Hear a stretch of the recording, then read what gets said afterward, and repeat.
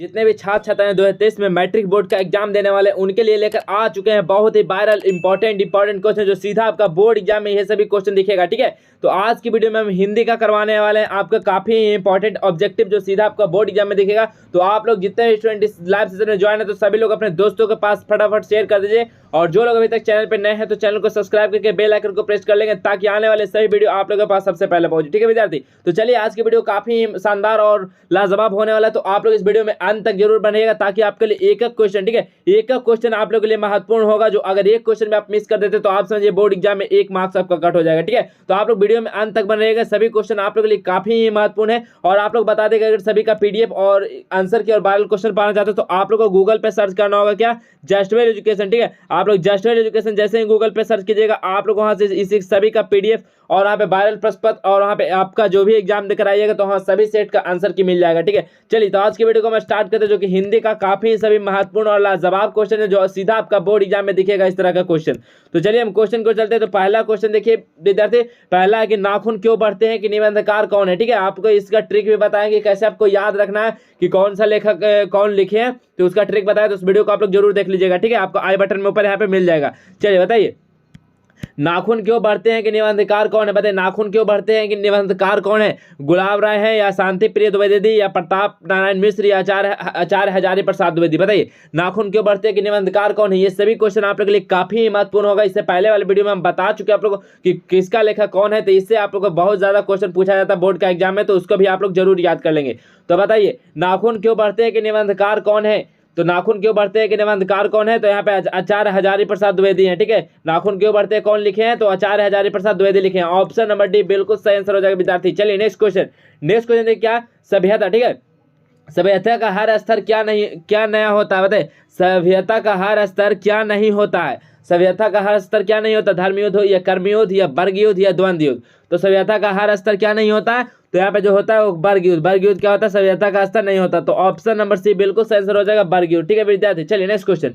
सलूनबाई थी, सलूनबाई क्या थी, रसलूनबाई क्या थी, नर्तकी थी या गायिका थी या कवित्री थी या लेखिका थी। तो बताइए क्या थी, रसलूनबाई क्या थे, तो बताइए रसलूनबाई क्या थे, तो गायिका थे। ठीक है, गायिका। ऑप्शन नंबर बी बिल्कुल सही आंसर हो जाएगा, गायिका थी। चलिए नेक्स्ट क्वेश्चन, पंडित बिरजू महाराज का जन्म कहाँ हुआ था। बहुत ही शानदार क्वेश्चन जो सीधा आपका ये क्वेश्चन आपका बोर्ड एग्जाम में, सभी क्वेश्चन आप लोग एकदम एक एक क्वेश्चन महत्वपूर्ण है। तो आप लोग एकदम बोर्ड एग्जाम में हॉल में जाने से पहले सभी क्वेश्चन को आपको पढ़ के जाना है। तो बताइए पंडित बिरजू महाराज का जन्म कहाँ हुआ था, तो कहाँ हुआ था, बताइए इलाहाबाद में हुआ था, लखनऊ में हुआ था, कानपुर में हुआ था या पटना में हुआ था। तो पंडित बिरजू महाराज का जन्म कहाँ हुआ था, तो लखनऊ में हुआ था। आप लोग याद रखना कहाँ हुआ था, लखनऊ में हुआ था। इस वीडियो में अंत तक बन रहेंगे विद्यार्थी, एक एक क्वेश्चन आप लोग को बोल रहे हैं महत्वपूर्ण है, तो आप लोग बस इस वीडियो को देख लेते तो आपका सारा आंसर याद हो जाएगा। तो पंडित बिरजू महाराज जन्म कहां हुआ था, तो लखनऊ में हुआ था। तो ऑप्शन नंबर बी बिल्कुल सही आंसर हो जाएगा, लखनऊ। चलिए नेक्स्ट क्वेश्चन, ला शतरुंज क्या है, ला शतरुंज किसका नाम है। बताइए ला शतरुंज क्या है, इमारत है, पर्वत है, ईसाई मठ है या मेरा शत्रु। बताइए बहुत ही इजी और शानदार क्वेश्चन, तो आप लोग एकदम बहुत इजी, अगर आप लोग हिंदी का बुक पढ़े होंगे तो इसका आंसर आप लोग बता सकते हैं। तो ला शतरुंज क्या है, तो आप लोग के लिए ये क्वेश्चन दे देते हैं, इमारत है, पर्वत है, ईसाई है या मेरा शत्रु है। क्या है इसका आंसर आप लोग को कहाँ करना है, तो आप लोग कमेंट में देखते हैं आप लोग कितने विद्यार्थी इसका सही आंसर दे पाते हैं। तो आप लोग इसका आंसर कमेंट में करना कि ला शतरुंज क्या है, इमारत है, पर्वत है, ईसाई है या मठ है। ठीक है, आप लोग इसका आंसर कमेंट सेक्शन में करेंगे। चलिए नेक्स्ट क्वेश्चन क्या है, गुरु नानक का जन्म कब हुआ। ठीक है, बताइए गुरु नानक का जो जन्म हुआ था कहाँ हुआ था, गुरु नानक का जन्म कहाँ हुआ था, लुधियाना में हुआ था, राजस्थान में हुआ था, नानकाना साहब में हुआ था या गुजरात में हुआ था। तो गुरु नानक का जन्म कहाँ हुआ था, तो गुरु नानक का जन्म जो हुआ था नानकाना साहब में हुआ था। ठीक है, नानकाना साहब में हुआ था। ऑप्शन नंबर सी बिल्कुल इसका सही आंसर हो जाएगा। चलिए नेक्स्ट क्वेश्चन, अज्ञेय का जन्म किस प्रदेश में हुआ था। अज्ञेय का जो थे अज्ञेय का जो जन्म वो कहाँ हुआ था, बताइए तो अज्ञेय का जन्म कहाँ हुआ था, मध्य प्रदेश, उत्तर प्रदेश या छत्तीसगढ़ या पंजाब। कहाँ हुआ था अज्ञेय का जन्म, तो अज्ञेय का जन्म जो हुआ था उत्तर प्रदेश जिला में हुआ था। ठीक है, तो ऑप्शन नंबर भी बिल्कुल सही आंसर हो जाएगा, यूपी। चलिए नेक्स्ट क्वेश्चन, रसखान किस काल के कवि हैं। बताइए रसखान जो है ये किस काल के कवि थे, आदिकाल, भक्ति काल, रीति काल, आधुनिक काल। कौन सा काल के हैं रसखान, रसखान किस काल के कवि है विद्यार्थी, बताइए। बहुत ही इजी क्वेश्चन, ये सभी क्वेश्चन आप लोगों से बुक से ही पूछा जाता है। तो आप लोग बुक नहीं भी पढ़े तो आप लोग जितना भी हम एमसीक्यू करवाएंगे इतना पढ़ लेते तो आपका समझ लीजिए ऑब्जेक्टिव तो आपका 90% आप लोग ऑब्जेक्टिव सही करके आएंगे। तो बताइए रसखान किस काल के कवि हैं, रसखान किस काल के कवि हैं, तो भक्ति काल के रसखान कवि हैं। तो ऑप्शन नंबर डी बिल्कुल सही आंसर हो जाएगा, भक्ति काल। चलिए नेक्स्ट क्वेश्चन, स्वदेशी शीर्षक पाठ्य पुस्तक में संकलित कविता किस छंद से। बताइए स्वदेशी जो एक शीर्षक पाठ्य पुस्तक में संकलित कविता है स्वदेशी, उसका जो उसका जो संकलित कविता का जो छंद में क्या है, चौपाई है, दोहा है, या सोठा है, या छपी है। तो क्या हो जाएगा, 9 का करेक्ट आंसर हो जाएगा दोहा है। ठीक है, ऑप्शन नंबर 20 सही आंसर हो जाएगा दोहा। नेक्स्ट क्वेश्चन, सुजान सागर किसकी कृति है? जो सुजान सागर है वो किसकी कृति है बताइए। 10 नंबर का करेक्ट आंसर क्या हो जाएगा, सुजान सागर किसकी कृति है? मतीराम की, घनानंद की, देव की, या केशव दास की? तो सुजान सागर किसकी कृति है? तो सुजान सागर जो कृति है वो घनानंद की है। ठीक है, तो ऑप्शन नंबर बी बिल्कुल सही आंसर हो जाएगा घनानंद। चलिए नेक्स्ट क्वेश्चन। नेक्स्ट क्वेश्चन है, गलत पत्ते को चिट्ठी किस विधा की कृति है बताइए। गलत पत्ते की चिट्ठी किस विधा की कृति है? उपन्यास है, या काव्य संकलन है, या निबंध है, या कहानी है? बताइए, गलत पत्ते की चिट्ठी क्या है? उपन्यास है, या काव्य संकलन है, निबंध है, या कहानीकार है? तो आप लोग जैसे ही बुक खोलिएगा तो आप लोग वहाँ पे देखिए, कोई भी आप लोग कविता को, कहानी को पढ़ना स्टार्ट कीजिएगा तो आप लोग को फर्स्ट लाइन में ही आप लोग को दिख जाएगा कि वो कविता है या कहानी है। ठीक है, वहाँ पे लिखा रहता। तो अगर नहीं भी पढ़े तो चलिए आप लोग को हम बता देते हैं कि गलत पत्ते की चिट्ठी इस विधा की क्या है। तो 11 का करेक्ट आंसर क्या हो जाएगा, तो काव्य संकलन है। ठीक है, काव्य संकलन हो जाएगा। ऑप्शन नंबर बी बिल्कुल सही आंसर हो जाएगा। चलिए नेक्स्ट क्वेश्चन, भारत माता शीर्षक प्रगति, भारत माता शीर्षक प्रगीत पंथ किस काव्य संकलन से लिया गया है? जो भारत माता जो है ये शीर्षक प्रगीत पंथ किस काव्य संकलन से लिया गया है? गुंजन से, ग्राम्य से, युगवाणी से, या युगांत से? तो 12 का करेक्ट आंसर क्या हो जाएगा, तो ये ग्राम्य से लिया गया है। ठीक है, तो ऑप्शन नंबर बी बिल्कुल सही आंसर हो जाएगा। चलिए नेक्स्ट क्वेश्चन, जीवानंद दास किस भाषा के कवि है बताइए। जीवनानंद दास किस भाषा के कवि थे? हिंदी भाषा के थे, या उड़िया भाषा के थे, या बांग्ला भाषा के थे, या मराठी भाषा के थे? बताइए, कमेंट कीजिए। 13 का करेक्ट आंसर क्या हो जाएगा, जीवनानंद दास किस भाषा के कवि हैं? तो किस भाषा के कवि हैं विद्यार्थी? तो बांग्ला भाषा के कवि है, याद रखना, बांग्ला भाषा के कवि थे जीवनानंद दास। तो ऑप्शन नंबर सी बिल्कुल सही आंसर हो जाएगा बांग्ला भाषा। चलिए नेक्स्ट क्वेश्चन। नेक्स्ट क्वेश्चन क्या है, पाठ पुस्तक। ठीक है, पाठ पुस्तक में संकलित रिल्के की कविता किस भाव की है? जो रिल्के की जो कविता है वो किस भाव पे था? श्रृंगार पे, वीर, भक्ति, या अद्भुत? तो 14 का करेक्ट आंसर क्या हो जाएगा, तो ये भक्ति पे था। ठीक है, रिल्के की कविता किस भाव पे था? तो भक्ति के भाव पे। ऑप्शन नंबर सी बिल्कुल सही आंसर हो जाएगा भक्ति। चलिए नेक्स्ट क्वेश्चन, चा का उच्चारण स्थान क्या है बताइए आप लोग। चा का उच्चारण स्थान, आप लोग इसको आंसर बहुत ईजी, तो आप लोग इसको आंसर बताइए, बहुत ही आसान है। तो चा का उच्चारण स्थान क्या है? कंठ है, तालु है, दंत है, या मूर्धा है? तो बताइए 15 का करेक्ट आंसर क्या हो जाएगा। देखिए आप लोग चा का जब उच्चारण कीजिएगा तो देखिएगा तो आप लोग का आवाज तालु से निकलेगा। ठीक है, तो ऑप्शन नंबर बी बिल्कुल सही आंसर हो जाएगा तालु। चा का उच्चारण स्थान क्या है? तो तालु है, तालु। ठीक है, नेक्स्ट क्वेश्चन है क्या, मुझसे चला नहीं जाता वाच्य क्या है बताइए। कौन सा वाच्य है? मुझसे चला नहीं जाता में कौन सा वाच्य है? कर्तव्य वाच्य है, या कर्म वाच्य है, या भाव वाच्य है, या कोई वाच्य नहीं है इसमें? तो मुझसे चला नहीं जाता में कौन सा वाचक विद्यार्थी? तो उसमें भाववाचक है। ठीक है, क्योंकि भाव का यहाँ पर बोध हो रहा है, मुझसे चला नहीं जाता है तो यह भाव का बोध हो रहा है। तो ऑप्शन नंबर सी सही आंसर हो जाएगा भाववाचक। चलिए नेक्स्ट क्वेश्चन, निम्नलिखित में से कौन सा शब्द स्त्रीलिंग है? जो ऑप्शन में दिया गया उससे पूछा है कि इसमें से कौन सा जो शब्द है जो स्त्रीलिंग है। तो कौन सा शब्द स्त्रीलिंग है डियर?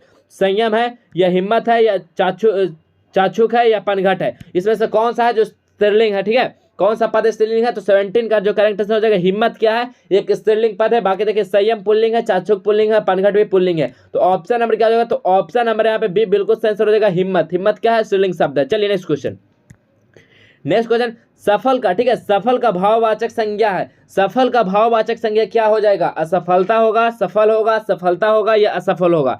तो बताइए क्या हो जाएगा सफल का भाववाचक?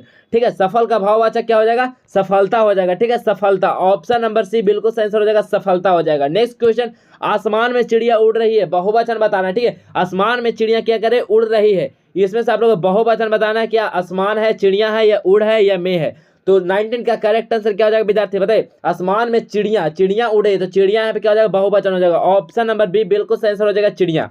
नेक्स्ट क्वेश्चन देखिए, यह शब्द में कौन सा समास है? यह शब्द जो है इसमें से कौन सा सर्वनाम है? तो पुरुषवाचक सर्वनाम है, संबंधवाचक सर्वनाम है, निश्चयवाचक सर्वनाम है, या कोई नहीं? तो बताइए यह शब्द जो है इसमें से कौन सा सर्वनाम है? कौन सर्वनाम है? तो 20 का करेक्ट आंसर हो जाएगा वो निश्चयवाचक इसमें सर्वनाम है। तो ऑप्शन नंबर सी बिल्कुल सही आंसर और करेक्ट आंसर हो जाएगा। चलिए विद्यार्थी नेक्स्ट क्वेश्चन की ओर, तो परिवार का विशेषण क्या हो जाएगा? तो बताइए, बहुत ही सभी क्वेश्चन जो कि आपके लिए इंपॉर्टेंट और शानदार क्वेश्चन है, जो सीधा आपका बोर्ड एग्जाम में आएगा और आप लोग पेपर को धुआं करके आएंगे। तो बताइए पेपर का परिवार का विशेषण क्या होता है? परिवार का विशेषण क्या होता है? पार्श्विक होता है, पारिवारिक होता है, या पौराणिक होता है, या पार्थी होता है? तो परिवार का विशेषण क्या कहलाता है? तो परिवार का विशेषण होता है पारिवारिक। ठीक है, पारिवारिक हो जाता है। ऑप्शन नंबर बी बिल्कुल सही आंसर हो जाएगा पारिवारिक। चलिए नेक्स्ट क्वेश्चन, नेक्स्ट क्वेश्चन है निम्नांकित में, ठीक है, निम्नांकित में कौन सकर्मक क्रिया का उदाहरण कौन सा है? बताइए इसमें से सकर्मक क्रिया का जो ऑप्शन में इसमें से कौन सा जो सकर्मक क्रिया का उदाहरण है? जाना, रोना, चिल्लाना या कहना, इसमें से कौन है जो संकर्मक क्रिया का उदाहरण है? तो बताइए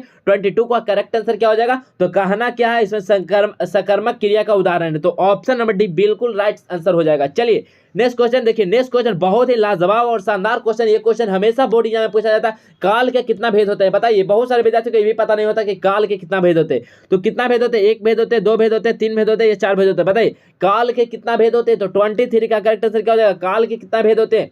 तो काल के 3 भेद होते हैं, ठीक है, आपको याद रखना काल के 3 भेद होते हैं, ठीक है, वर्तमान काल, भूतकाल, भविष्य काल, ठीक है, याद रखना। ऑप्शन नंबर सी बिल्कुल सही आंसर हो जाएगा। चलिए नेक्स्ट क्वेश्चन, नेक्स्ट क्वेश्चन देखिए क्या है? नेक्स्ट क्वेश्चन है बच्ची के लिए, ठीक है, बच्ची के लिए कपड़ा खरीदना, इनमें से कौन सा कारक है? बताइए बच्ची के लिए जो कपड़ा खरीदना, इसमें कौन सा कारक है? कर्म है, संबोधन है, संप्रदान है या संबंध है? तो बच्चे के लिए कपड़ा खरीदना इसमें से कौन सा कारक है? तो इसमें से जो संप्रदान कारक है, ठीक है, संप्रदान कारक। ऑप्शन नंबर सी बिल्कुल सही आंसर हो जाएगा, संप्रदान कारक। चलिए नेक्स्ट क्वेश्चन, विसर्ग संधि, ठीक है, विसर्ग संधि का उदाहरण कौन सा है?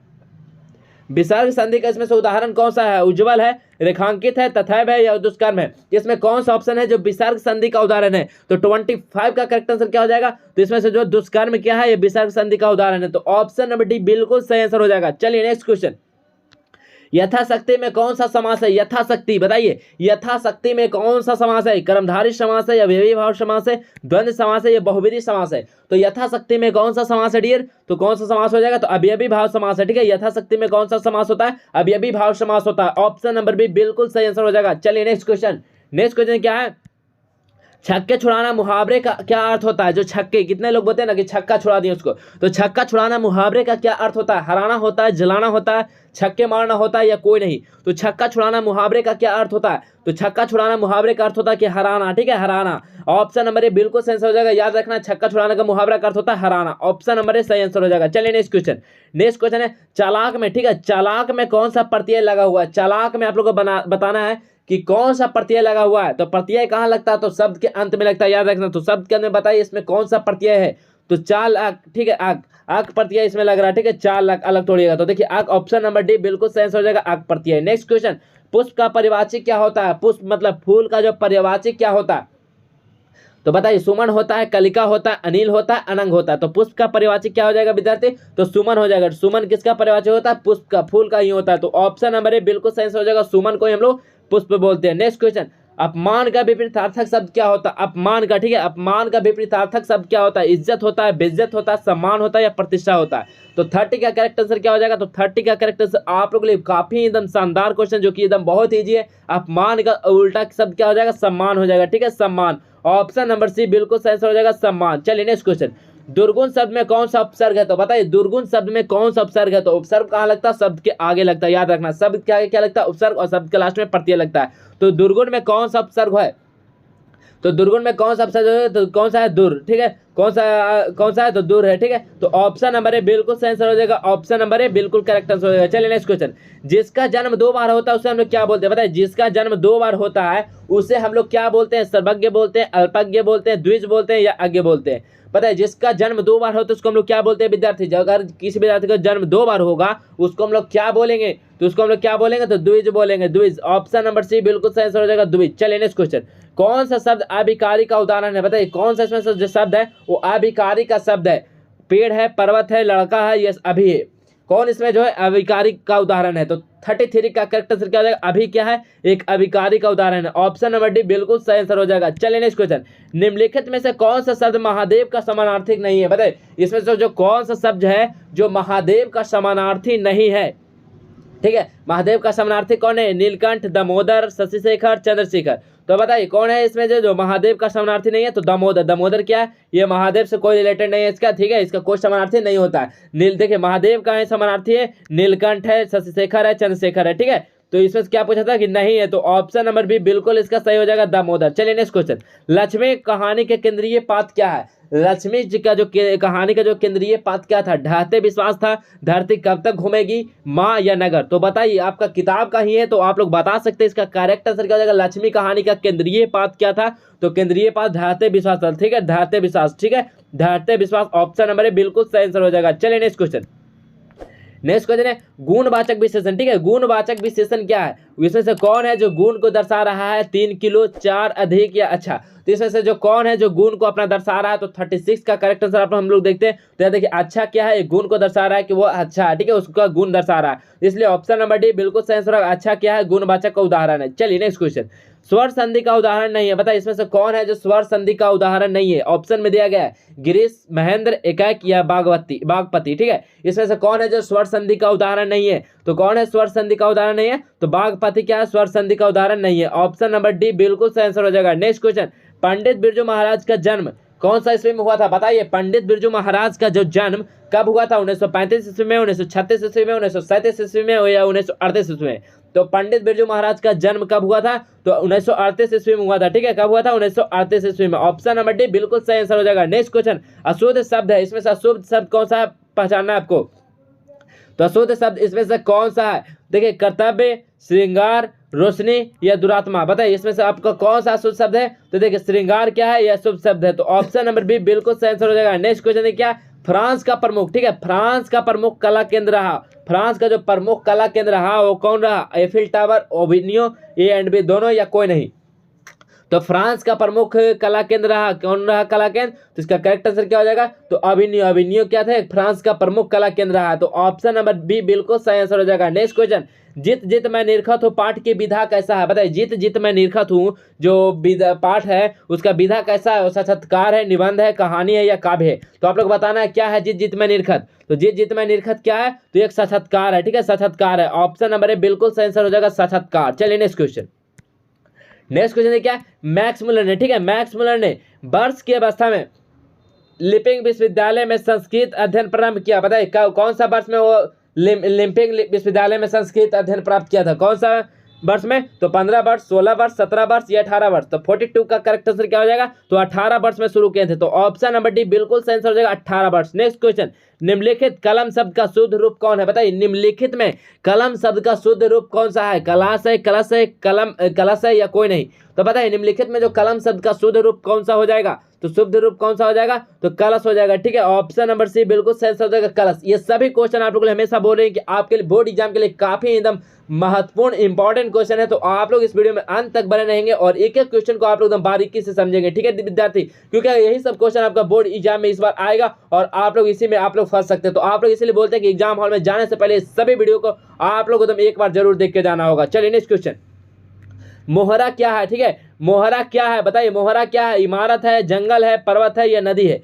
तो 44 का करेक्ट आंसर क्या हो जाएगा, मोहरा क्या है, तो मोहरा क्या है, तो इसका देखिए आपका पहले भी एक क्वेश्चन आपको दिए थे, तो लास्ट शत्रु शायद था कि मोहरा ही था। तो बताइए इसका भी आपका करेक्ट कमेंट में बताना है कि इसका करेक्ट आंसर क्या हो जाएगा, ठीक है। मोहरा क्या है, इसका आपको आंसर कहाँ करना है, कमेंट में करना है, क्योंकि हम लोग जानना चाहते हैं कि कितने विद्यार्थी लोग, क्योंकि एग्जाम के पहले आप कितना तैयारी है आप लोग अगर इसका आंसर दे पाते या नहीं, ठीक है। तो मोहरा क्या है आपका, इसका आंसर आपको कमेंट में करना है, इमारत है या जंगल है या पर्वत है। चलिए नेक्स्ट क्वेश्चन, नेक्स्ट क्वेश्चन है क्या, मराठी भाषा की लिपि कौन सी है, मराठी भाषा की कौन सी लिपि होती है, ब्राह्मी लिपि होती है, नंदी नागरी होती है, देवनागरी होती है या मराठी लिपि होती है। तो मराठी भाषा की कौन सी लिपि होती है डियर, तो जो होती है देवनागरी होती है, ठीक है। मराठी भाषा कैसी लिपि होती है, देवनागरी। ऑप्शन नंबर सी सही आंसर हो जाएगा, देवनागरी। नेक्स्ट क्वेश्चन, रोन नदी कहाँ है, रोन नदी कहाँ स्थित है, दक्षिण फ्रांस में है, भारत में है, जापान में है या अमेरिका में है। तो बताए रोन नदी जो है वो कहाँ स्थित है, तो कहाँ स्थित है, तो दक्षिण फ्रांस में, ठीक है। रोन नदी कहाँ है, तो दक्षिण फ्रांस में है, याद रखिएगा रोन नदी कहाँ है, तो दक्षिण फ्रांस में है। ऑप्शन नंबर ए बिल्कुल सही आंसर हो जाएगा। Next question,